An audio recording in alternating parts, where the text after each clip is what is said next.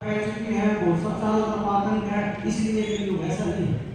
मशीनों का युग है और संभवतः ये माना जाता है कि जब जब मशीनों का युग आएगा, मनुष्य हारेगा, तो आपसे विश्वास हारेगा, तो भ्रष्टाचार भी बढ़ेगा, आपसे विश्वास खत्म होगा और लोग ये जो मिलावट वाली समस्या है वो पैदा करेंगे, मिलावटी करेंगे।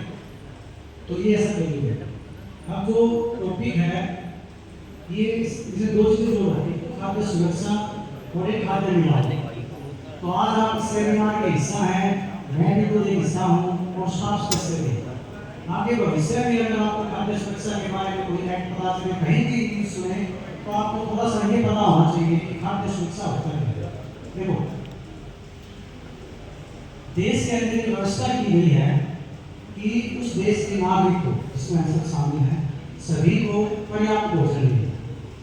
लेकिन केवल पर्याप्त भोजन का मतलब दो टाइम या दो टाइम की रोटी मिल जाए उससे संबंध नहीं है। बात है पौष्टिक भोजन।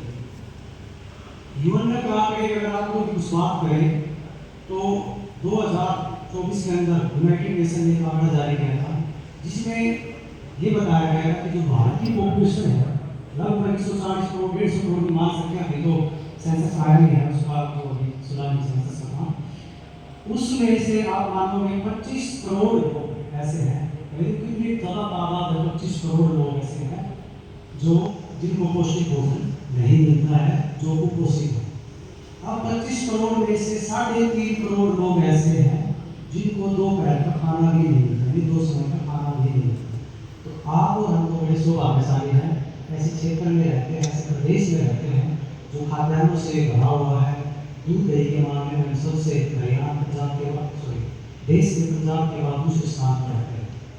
लेकिन इन 25 करोड़ में ऐसा नहीं कि हरियाणा के लोग भी नहीं है, हरियाणा के लोग भी बहुत सारे, क्योंकि जो मैंने पहले शब्द इस्तेमाल किया, ये जो 25 करोड़ लोग वो आंकड़े हैं जो यानी भोजन के अंदर जो आवश्यक, जैसे आपने पढ़ा होगा, फैट भी जरूरी होती है, कार्बोहाइड्रेट भी जरूरी होते हैं, प्रोटीन भी होना चाहिए, इसमें न्यूट्रिएंट्स भी होने चाहिए, विटामिन भी होने चाहिए, यानी वो भोजन जिसमें ये शरीर के लिए जो विकास के लिए जो आवश्यक चीज होती है वो अगर हमें नहीं मिल पाता है, तो इसका मतलब हम कुपोषित में या हम खाद्य रूप से सुरक्षित नहीं है।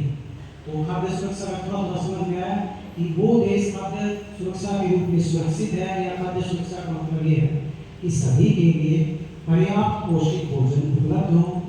दूसरा, इसके 3 आयाम भी होते हैं कि अगर वो भोजन उपलब्ध हो लेकिन गरीब लोगों को मिले नहीं, सारा लोग जो वर्चस्व वाले लोग हैं वो सारा मिले, गरीब को ना मिले, ऐसी व्यवस्था होनी चाहिए कि सभी का उसके ऊपर